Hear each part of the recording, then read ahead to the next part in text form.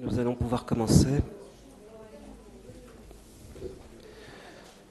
Alors, je vais d'abord me présenter.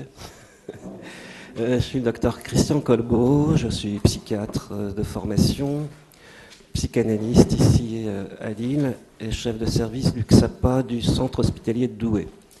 Pour ceux qui ne savent pas, le XAPA, c'est le centre de soins, d'accompagnement et de prévention en addictologie. Donc c'est moi qui ai l'honneur de modérer cet après-midi. Je vais tout de suite laisser la parole à Madame Edith Ponce, qui est présidente du comité Nord-Pas-de-Calais de l'Association nationale de prévention en alcoolologie et addictologie, qui est l'association organisatrice de cet après-midi. À vous la parole. Merci. Alors, je ne sais pas si j'ai fait quelque chose à faire. Est-ce que vous m'entendez? Oui, je pense. Bonjour mesdames, bonjour messieurs. Je suis heureuse de vous accueillir à cet après-midi de réflexion sur le thème « Justice et addiction », organisé par l'Association nationale de prévention en alcoolologie et addictologie, ANPA, Nord-Pas-de-Calais, avec le soutien de la mission interministérielle de lutte contre les drogues et les conduites addictives, MILDECA, et de l'Université Lille 2 Droit et Santé. L'ANPA est la principale association nationale dans le champ des addictions. Elle est implantée sur l'ensemble du territoire national avec 100 comités territoriaux et 22 comités régionaux. Elle compte 1500 salariés et 900 bénévoles. Dans le Nord-Pas-de-Calais, notre comité régional est beaucoup plus petit. Il comprend 34 salariés et 24 bénévoles. Il développe, en matière d'addiction, une politique globale qui va de la prévention aux soins.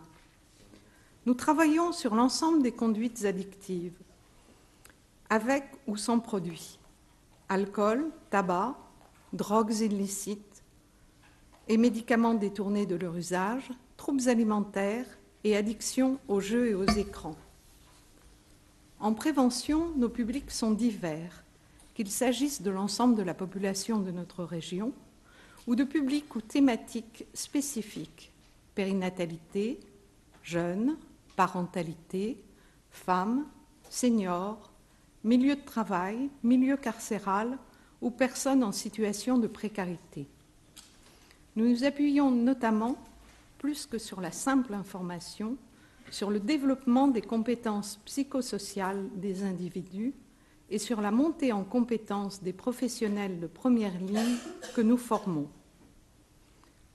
En matière de soins, nous gérons sur le versant nord-est de la métropole lilloise un centre de soins ambulatoire et de prévention en addictologie, XAPA, qui accueille près de 1500 personnes en difficulté avec les addictions sur 3 sites, à Roubaix, Tourcoing et Villeneuve-d'Ascq, ou dans le cadre de l'équipe mobile Précarité. Nous sommes attentifs à développer le partenariat associatif et institutionnel. Nous accompagnons la mise en œuvre des politiques de santé et inscrivons nos interventions dans l'évolution des pratiques et enjeux de société. La conférence de ce jour se situe dans ce cadre. Beaucoup d'acteurs du secteur de la santé, du médico-social ou du social connaissent mal le monde de la justice et de la sécurité publique. A contrario, vous connaissez probablement mal qui nous sommes et quelles sont nos approches. C'est pourquoi nous avons organisé cette rencontre pour partager nos quotidiens et prendre du recul sur nos pratiques. Dans vos missions professionnelles, vous êtes confrontés à des personnes présentant des conduites addictives ou agissant sur l'emprise d'une ou plusieurs substances psychoactives. Nous souhaitons que cette conférence vous permette de cerner les mécanismes liant drogue, alcool et agression et vous permette de connaître les évolutions récentes de la prise en charge des addictions. Nous espérons que ces apports vous permettront d'appréhender les personnes concernées dans toutes leurs dimensions, voire de les repérer et les orienter vers le dispositif de soins. Je voudrais, avant de conclure, remercier sincèrement nos partenaires, sans qui la réalisation de cette journée n'aurait pas pu se faire. Tout d'abord, la mission interministérielle de lutte contre les drogues et les conduites addictives, qui a financé l'organisation de cette rencontre. L'Université Lille 2 Droit et Santé, qui nous accueille aujourd'hui, et met à disposition l'équipe technique.